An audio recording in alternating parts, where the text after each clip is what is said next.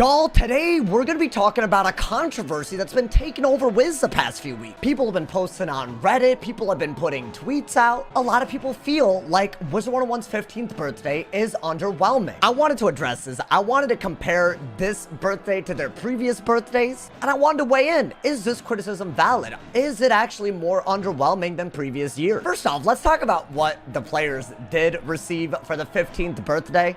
Obviously, there's the big deal, right? We all got free membership for literally 2 weeks. In fact, while you're watching this, there's probably still free membership going. And they also stacked free membership with double gardening and double pet XP. Not to mention the other benefits that we didn't get. They actually gave us elixirs for a crafting benefit and a fishing benefit, and they even gave us an energy elixir to use. While most other parts of the 15 years of magic code that they did for the birthday were pretty recycled, I would say, you know, it felt pretty solid, nothing too crazy. But let's compare this to the other milestone birthdays, right? I think that's how we get to the bottom of whether this one feels lackluster. Since it's the 15th birthday, I think it's only fair to compare what they did for this to what they did for the 10th birthday, what they did for the 5th birthday. So I did some internet detective digging, you feel me? And I found it super interesting. So on the 10th birthday, they did quite a lot. They made a custom quest line for the 10th birthday, which you had to like talk to Gamma, and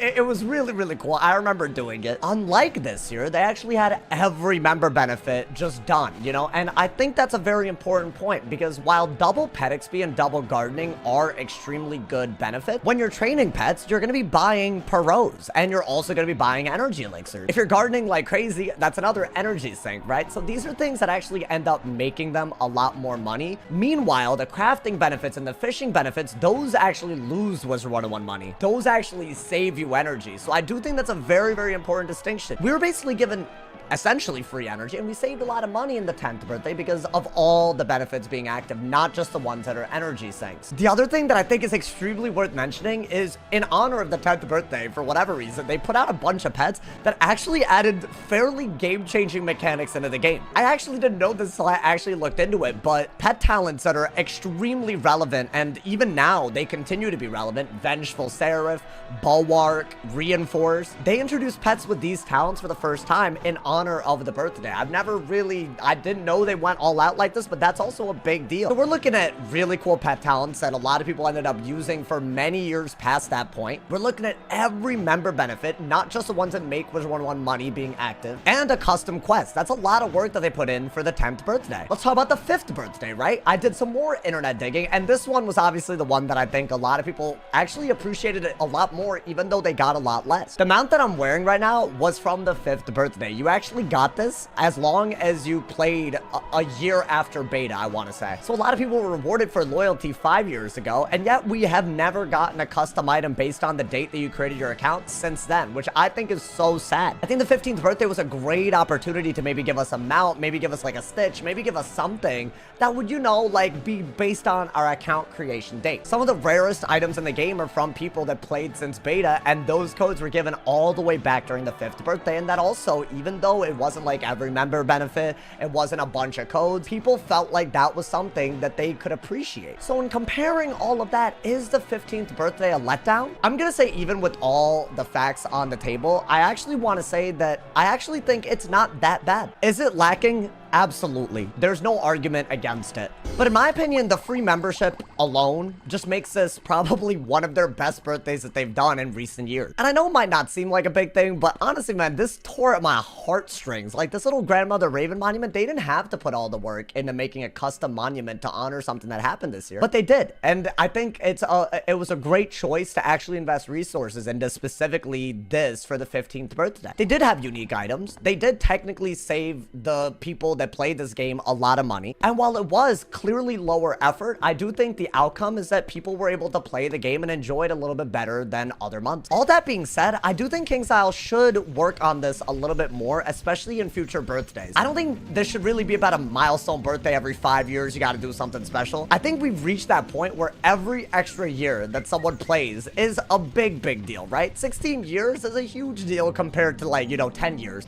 And I think especially as the game changes a lot more more, for better, for worse, depending on your point of view. I think loyalty is something that should be rewarded a lot more. I think we do need more custom items based on, you know, account creation date. And I think they could easily do that in a way that doesn't alienate new players, but also makes people that have been doing this for such a long time. Like 15 years, if you've been playing for that long, that's like 2/3 of my life. And I'm not saying I need any special treatment for that. I actually think the reward is in playing the game. You can sue me for saying that. I don't give a damn. I do truly enjoy playing this game, and that's why I'll continue to play it. But I will say this, I feel less rewarded for my loyalty this year compared to any other year, which is kind of sad because the 15th birthday could have been a good opportunity for that. I think at the very least in the future, they need to stop recycling so many items so it doesn't feel like the code for every birthday is such an afterthought. And I really think that's why most people get the impression they feel like this year has been very different. And I don't think that's debatable. Everyone knows that this year was a special year for Wiz. But why is a year that's so special being treated with the disrespect of so many recycled items, right? I'm not saying that Wiz is intentionally doing this. I don't think they would intentionally do that ever. I don't think